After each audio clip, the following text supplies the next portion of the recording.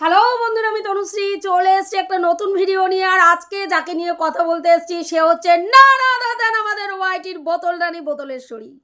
তোমরা দেখেছো যে কালকে বোতল রানীর ভিডিও, বোতল রানী এরা গ্যারা নাথু খেরা কারো ভিডিও দেখে না, নাল্লা টাইপের ক্রিয়েটারদের ভিডিও একদমই দেখে না, যারা পরজীবী সেই সব ক্রিয়েটারদের পাত্তাই দেয় না।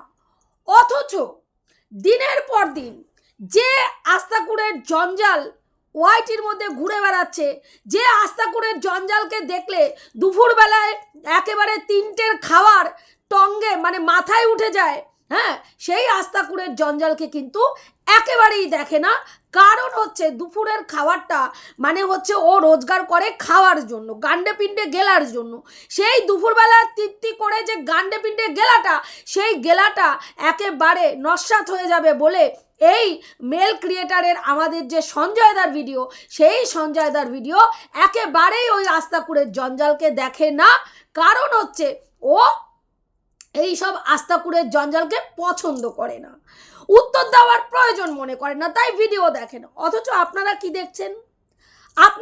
দেখছেন? রিসেন্টলি প্রতিদিন এই সঞ্জয়দাকে কেন্দ্র করে একটা 20-25 মিনিটের ভিডিও প্রতিদিন নামছে এবং প্রত্যেকটা ভিডিওতে সঞ্জয়দার মাংস তুলে নিয়ে আসা হচ্ছে, মানে স্ল্যাং ছাড়া।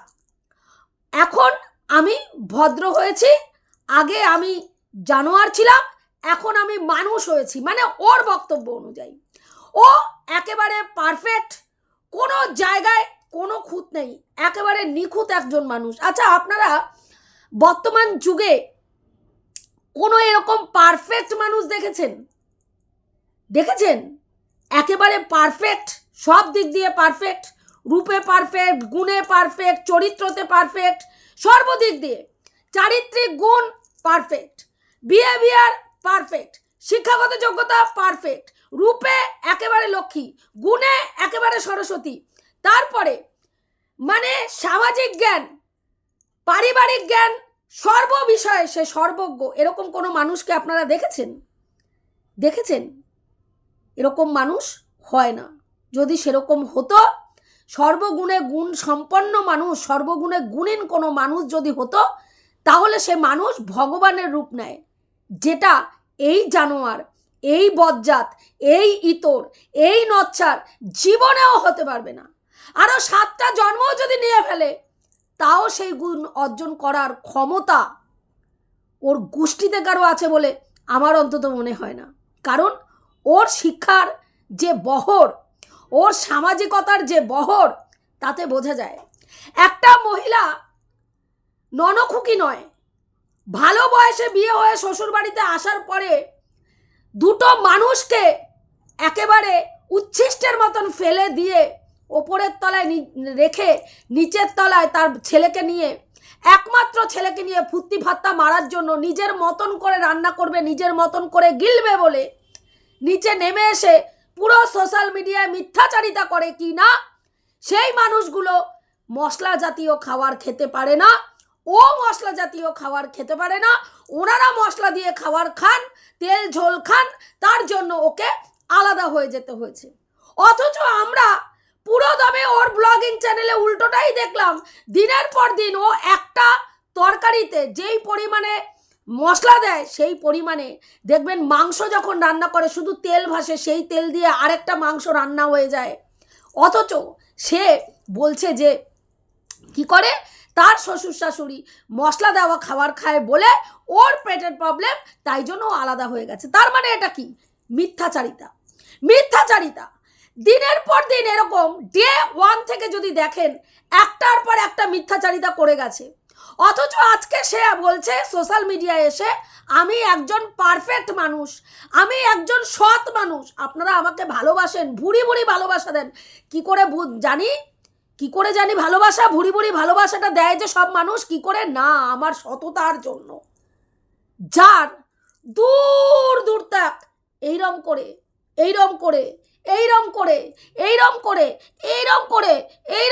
কোনোভাবেই, কোনো অ্যাঙ্গেলেই, কোনো দৃষ্টিভঙ্গিতেই আপনি দেখতে পাবেন না এই মানুষটা সৎ, যার চারিত্রিক গঠনের মধ্যে সততার লেশ পেশ পর্যন্ত নেই, সেই মানুষ সততার ঢিন্ডোরা পিটিয়ে এসে বলছে মানুষ তাকে প্রচণ্ড পরিমাণে ভালোবাসে, কারণ সে সৎ। তার সততার জন্য, তার স্পষ্টবাদিতার জন্য। কোনটা স্পষ্টবাদিতা? প্রথমে বলি সততা। কোন জায়গা থেকে আপনারা দেখেছেন এই মহিলাকে সৎ থাকতে? 12 বছরের বিবাহিত সম্পর্ক শুধুমাত্র ভিউজ কামানোর জন্য টুকটাক ফুকফাকের গল্প দিয়ে শ্বশুর বাড়িতে যে একটা মানুষ 60 বছর শিক্ষকতা করেছে, সেই শিক্ষকতার মুখে জুতোর বাড়ি মেরে সেই লোকের পারভারিশের ওপরে প্রশ্নচিহ্ন তুলে দিয়ে তার একমাত্র ছেলে, তার বিবাহিত স্ত্রীকে, 12 বছরের বিবাহিত স্ত্রীকে কি বলেছে?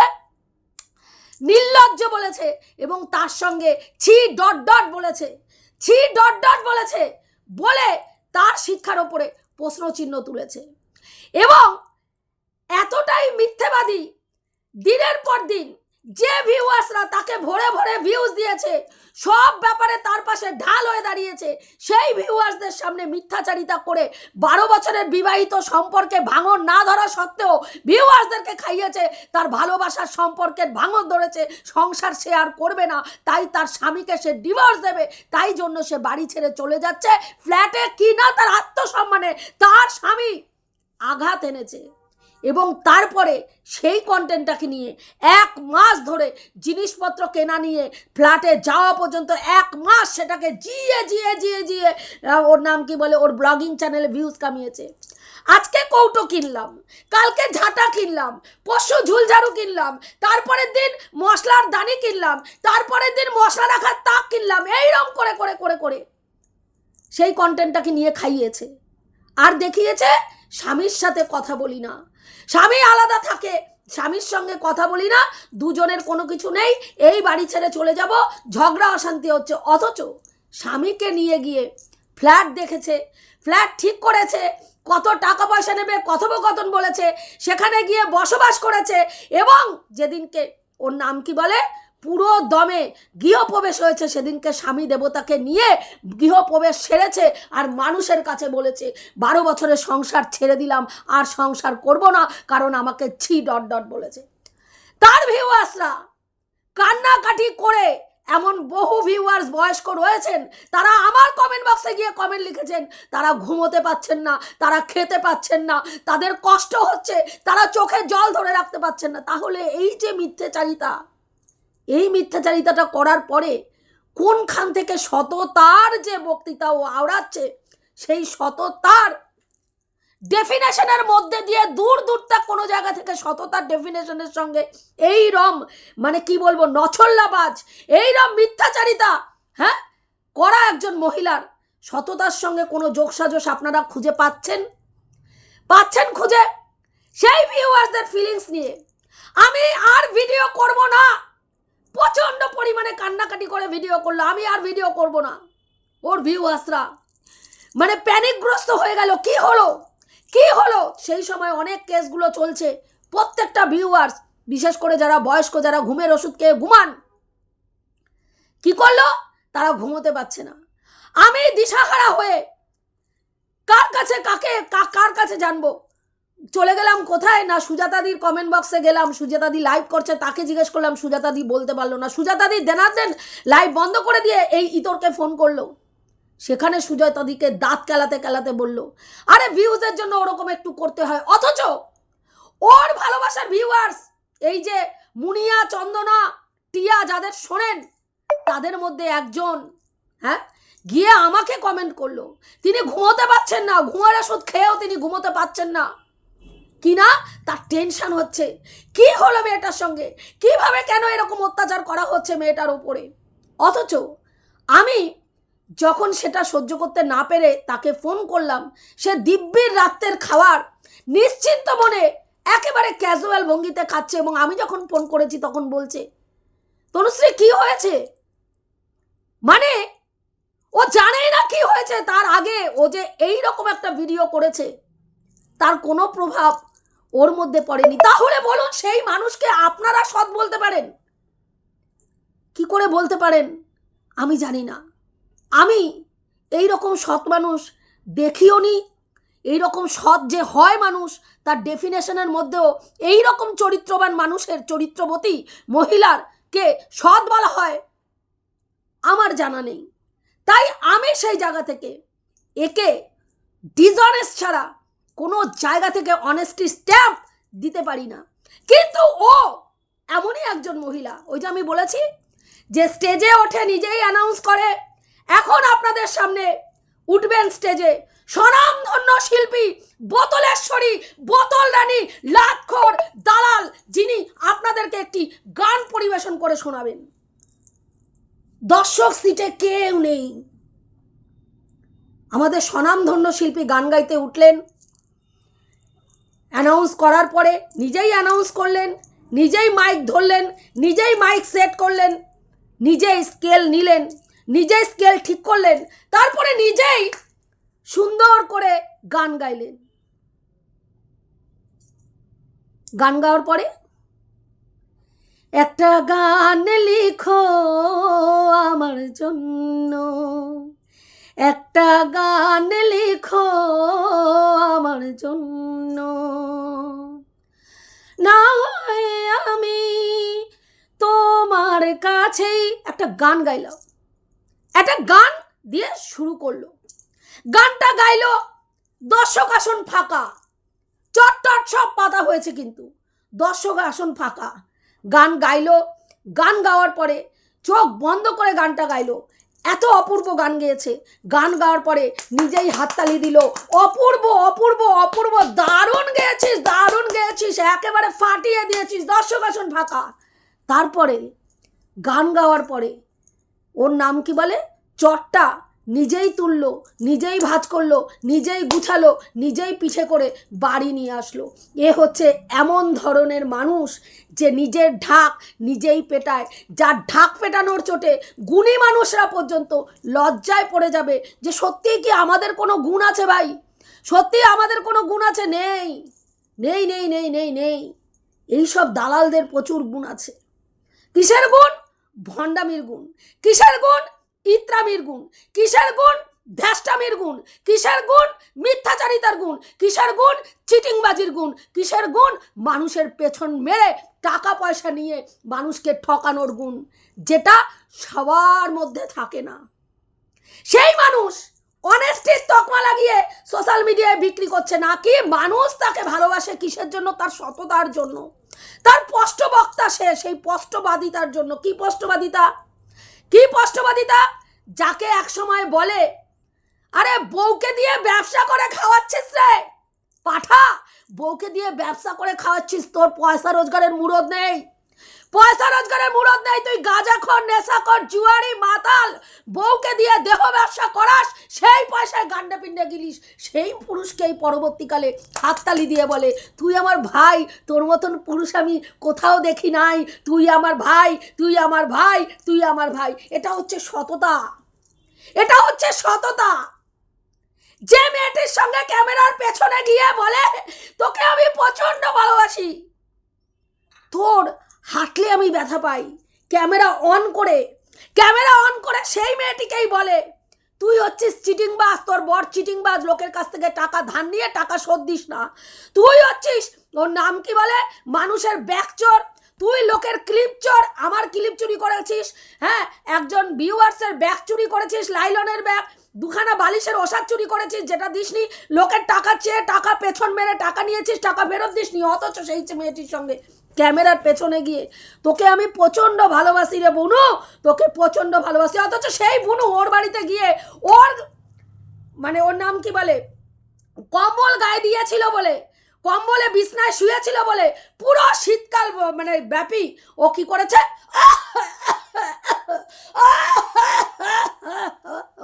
কেশেছে।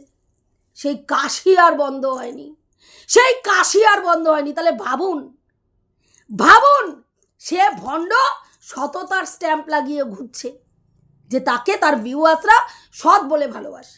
সে এরা গ্যারা নাথু খেরার ভিডিও দেখে না, অথচ প্রতিদিন 3টের সময় যে জঞ্জাল, সমাজের জঞ্জাল, নরকের কীট, হ্যাঁ আস্তাকুড়ের জঞ্জালের যে লাইভটা হয় সেই লাইভটার দিকে বড় বড় চোখ করে তাকিয়ে থাকে এবং প্রতিদিন প্রতিনিয়ত সেই আস্তাকুড়ের জঞ্জালকে নিয়ে তার 25-30 মিনিট বক্তব্য রাখতে হয়।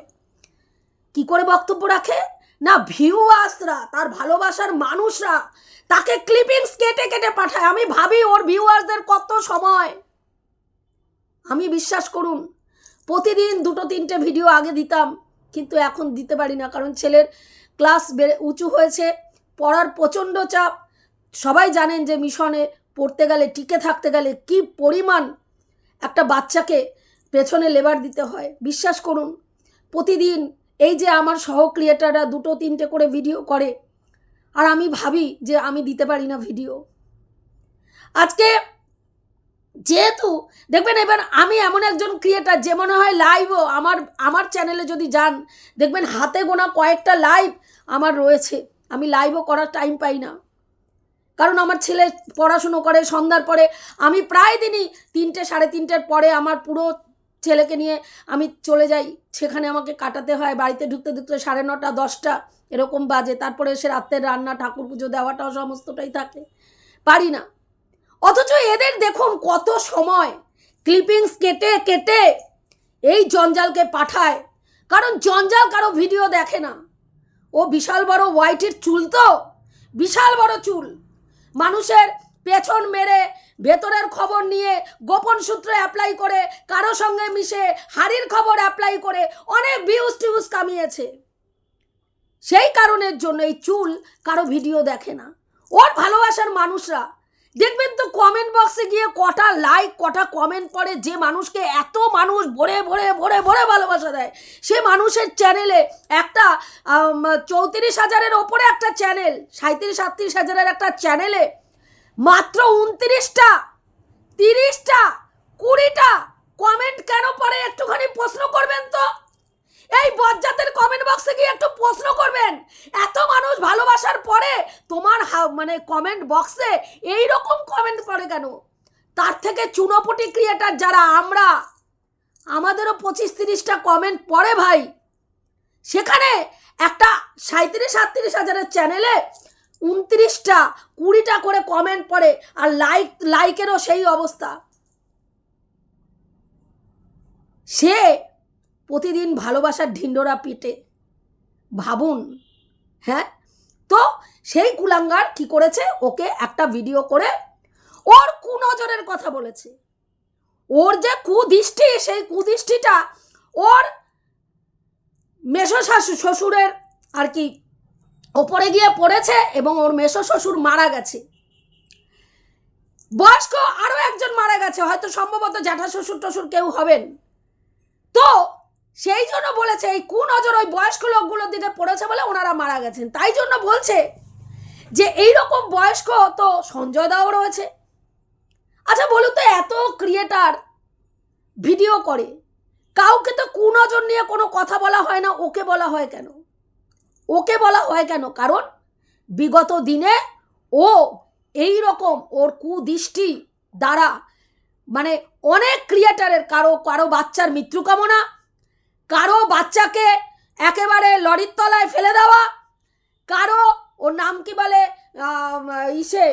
আমাদের বড় চ্যানেল যে ছিল, যারা কেস দিয়ে হুড়কো ওর পাছার মধ্যে ঢুকিয়ে দাঁড় করিয়ে রেখেছে, সেই বড় চ্যানেলের বাবা যখন মারা গেছিল, সেই মৃত্যুটাকেও একেবারে খুন বলে চালিয়ে দেওয়ার যে চেষ্টা ও করে গেছিল, যে তার বাবাকে তারা কি করেছে, খাটিয়ে খাটিয়ে খাটিয়ে খাটিয়ে মেরে দিয়েছে। এবং সেই সদ্য বিধবা যে মহিলা ছিল, ওই বড় চ্যানেলের যে ওনারের মা, তাকে কি করলো, ওই সদ্য বিবাহিত অবস্থায় বেনারসি পরিয়ে তার হাঁটুর বয়সী একটি ছেলের সঙ্গে বিয়ের পিড়িতে একদম বসিয়ে দিয়েছিল। এ হচ্ছে আবার শিক্ষা সংস্কারের কথা বলে। তাহলে সেই কুদৃষ্টি পড়েছে বলেছে বলে, কারণ ও শ্রাদ্ধ খাওয়ার জন্য উদ্গ্রীব হয়ে থাকে, মানুষের শ্রাদ্ধ খাওয়ার জন্য, পিণ্ডি গেলার জন্য। কারণ কেন বলেছে বলুন তো? কারণ ওর চ্যানেলে সারাক্ষণ লোকের পিণ্ডি নিয়েই আলোচনা হয়। কাউকে দেখবেন বলবেন ওই তো পিণ্ডি গিলতে বসছে, ওই তো পিণ্ডি দিতে বসেছে, ওই তো পিণ্ডির এই করেছে, পিণ্ডি চটকিয়েছে, মানে পিণ্ডির ওপরে আপনি বিশাল বিশাল বক্তৃতা ওর চ্যানেলে পাবেন। সেই জন্যই বলেছে কুদৃষ্টি। কেন কেন? শকুনের দৃষ্টি কোথায় থাকে? ভাগাড়ে মরা কোনো মরা কিছু পড়লো কিনা তার দিকে। আর পিন্ডির কথা কে বলে যে পিন্ডি গিলতে ভালোবাসে? মানে কারো মৃত্যু সংবাদ হলে তবেই গিয়ে পিণ্ডটা দান করা হয়। পিণ্ড কোনো সুস্থ স্বাভাবিক মানুষের পিণ্ডদান হয় না। সেই কারণের জন্যই ওর কুনজরের কথা বলা হয়েছে। সেখানে ও কি বলল? সঞ্জয় দাকে বলল যে তোরও তো বয়স হয়েছে, চামড়া টামড়া ধোত্রা ধরে গেছে, একদম রিঙ্কেল টিঙ্কেল পড়ে গেছে, কুচকে মুচকে গেছে চামড়া। দেখুন এই চামড়া কুচকানো মানুষটাকেই, এই চামড়া কুচকানো মানুষটাকেই ডে 1 থেকে ব্যবহার করেছে। তাকেই বলেছে এই আমার সঙ্গেও তো একটু খেলতে পারো। এই পাগলি কেন এত চিন্তা করে তোমার কথা? যেদিন সামনাসামনি দেখা হবে সেদিন বোঝাবো যে পাগলি কেন এত ভাবে, কেন এত চিন্তা করে, কেন এত এত এত আবেগ ঝরে ঝরে পড়ে। আর আজকে সেই মানুষটাকে কি বলছে? বয়স তো তোরও হয়েছে, বয়স তো তোরও হয়েছে, মানে ইনডাইরেক্টলি তারও মৃত্যু কামনা আজকে করে দিল এই জানোয়ার। এবং তাকে কি করলো? তাকে রীতিমতন থ্রেট দিচ্ছে। তোর কি ব্যবস্থা হচ্ছে খুব শিগগিরই দেখতে পাবি। বলছে কি শোন না, তোর মতন কুলাঙ্গার যদি ওয়াইটিতে কারো বাচ্চার মৃত্যু কামনা করে, কারো বাচ্চার জন্মবৃত্তান্তের ওপরে প্রশ্নচিহ্ন তুলে, কারো স্বামী তার বউয়ের দেহ ব্যবসা করে, দেহ ব্যবসা করিয়ে খায় সেটা বলে, কারো বাপ মায়ের মৃত্যু কামনা করে, কোনো বিধবা মহিলাকে একেবারে অন্ধকার ঘরের মধ্যে চুল টুল কেটে না খেয়ে একেবারে পিঠ মোড়া দিয়ে বেঁধে অন্ধকার ঘরের মধ্যে ফেলে দেওয়ার কথা বলে যদি তুই ওয়াইটির মার্কেটে বহাল তবিয়েতে জামিন নিয়ে বহাল তবিয়েতে বুক ফুলিয়ে ঘুরতে পারিস, তাহলে সেখানে তুই সঞ্জয় দাকে মনে হয় তোর হুমকি চমকি দিয়ে, তোর হুমকি চমকিতে সঞ্জয় দা ভয় পাবে। বহুবার বলেছে কিছু করার থাকলে স্যান্ডু ম্যান্ডুকে করে নিতে বল। তোকে কেন বল বসায়? তাদের মুখ নেই, তারা যথেষ্ট বলতে পারে। সেখানে তোর মতন ইতরকে কেন বসায়? তুই চমকে কি করবি? তোর যাকে চমকাচ্ছে সে চমকাচ্ছে না ভাই, সে চমকাচ্ছেই না, সে ভয় পাচ্ছে না। তাকে প্রতিদিন হুমকি চমকি ধমকি দিচ্ছে, সে এরকম করে জেনে বলছে চাল ফট, চাল ফোট। একদম গডনগরের একেবারে তোর বরের পোষ্য পাঠার জায়গা মতন ঢুকে বসে থাক, সে বলছে। অথচ তুই প্রতিদিন চমকাতে আসছিস। আরে সে তো ভয় পাচ্ছে না, তারপরে তো চমকানোর কোনো মানে আছে ভাই? মানে আছে? তুই বল, মানে আছে? নেই তো, নেই। এত চমকে তো লাভ নেই। ওয়েট অ্যান্ড ওয়াচ কর। এমনও তো হতে পারে তুই যাকে ভয় দেখাচ্ছিস সে এমন কিছু করলো, তুই ভয়ে একেবারে জায়গা মতন ঢুকে গেলি। হতে পারে না? তুই তাকে তার কুকীর্তি বোঝানোর চেষ্টা করছিস। তুই কি কুকীর্তি করে রেখেছিস তাদের নিয়ে সেটা দেখ। একটা বাচ্চাকে তুই বলছিস রে ড্যাশ, একটা বাচ্চাকে বলছিস মায়ের মতন তার দিদিমার মতন সে একটা বড় হলে রে ড্যাশ তৈরি হবে। পাশেরটা আপনারা বসিয়ে নিয়ে বুঝে নেবেন যে আমি কি বলেছি। বড় ছি আর ছোট ছি। দিদিমা হচ্ছে বড় ঢে আর মা হচ্ছে ছোট ছি ছোট ঢে। তাদের কাছে গিয়ে বড় ছিয়ের কাছে গিয়ে কি করবে? মেয়েটা ছেলে ধরা শিখবে, কি করে ছেলে ধরতে হয়। কার বক্তব্য? তোর বক্তব্য। যাদের নিয়ে ধমক চমক দিচ্ছিস যে যারা কিছু করে ছেড়ে আটি পাকাবে, তাদের নামে বলে রেখেছিস।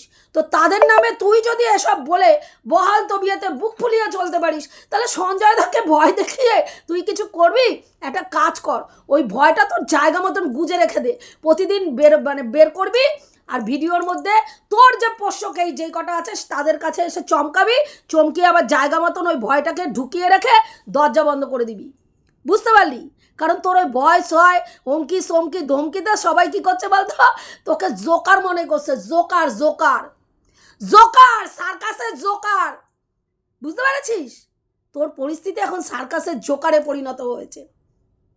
তো সেখানে যাকে ভয় দেখাচ্ছিস সে ভয় পাচ্ছে না। ওইটা নোয়াজ কর না, আমরা প্রত্যেকে দেখার জন্য রয়েছি যে অন্যায় যে করেছে সে বহাল তবিয়াতে ঘুরে ফিরে বেরিয়ে তার কথা শুনে যে ভিডিও করছে তাকে চমকালে সত্যিই কিছু করা যায় কিনা। ঠিক এরকম জিনিসটা সীমাদির ক্ষেত্রেও করেছিলি। যখন সীমাদির নামে কেস হয়েছিল, সীমাদিকে একেবারে সীমাদি 2024 দেখতেই পারবে না, দেখতেই পারবে না। সীমাদি একদম চলে যাবে, একদম চলে যাবে। 31 ডিসেম্বর সীমাদি আর দেখবেই না। তারপরে একেবারে 31 ডিসেম্বরের পরেই জেলে চলে যাবে। একদম একদম এত চমকানো ধমকানো দিয়েছিলিস, তারপরে দেখ যে কেস করেছিল সেই কেস তুলে নিয়েছে। তো আমরাও দেখি না স্যান্ডু ম্যান্ডু কি ছিঁড়তে পারে, কি ছিঁড়ে আঠিটা পাকায়, দেখার জন্য বসে আছি তো। হ্যাঁ, তো এটুকুই বলার ছিল আজকের ভিডিওতে। রাখছি, দেখা হবে নেক্সট ভিডিওতে। প্রত্যেকে ভালো থেকো, তনুশ্রীদির পাশে থেকো। আর তোর মতন ভণ্ডর মুখে সততার বাণী, সৎ, হ্যাঁ, এই কথাটা একদম বলবি না। কারণ তুই আপাদ মস্তক একটা চিটিংবাজ, আপাদ মস্তক একটা মিথ্যাবাদী, আপাদ মস্তক একটা ডিসঅনেস্ট মানুষ, যার মানে চারিত্রিক গঠনের মধ্যে সততার কোনো লেশপেশ নেই। যে তার স্বামীর সঙ্গে সততা করতে পারে না, যে তার সংসার জীবনে সততা করতে পারে না, সে অন্য কোনো মানুষের ক্ষেত্রে সৎ হতে পারে না। যে নিজের ঘরের ক্ষেত্রে সৎ হয় না, সে পরের ক্ষেত্রেও সৎ হয় না। এটা বাস্তব সত্যি। বুঝতে পেরেছিস? এটুকুই বলার ছিল। রাখছি, দেখা হবে নেক্সট ভিডিওতে। প্রত্যেকে ভালো থেকো, তনুশ্রীদির পাশে থেকো।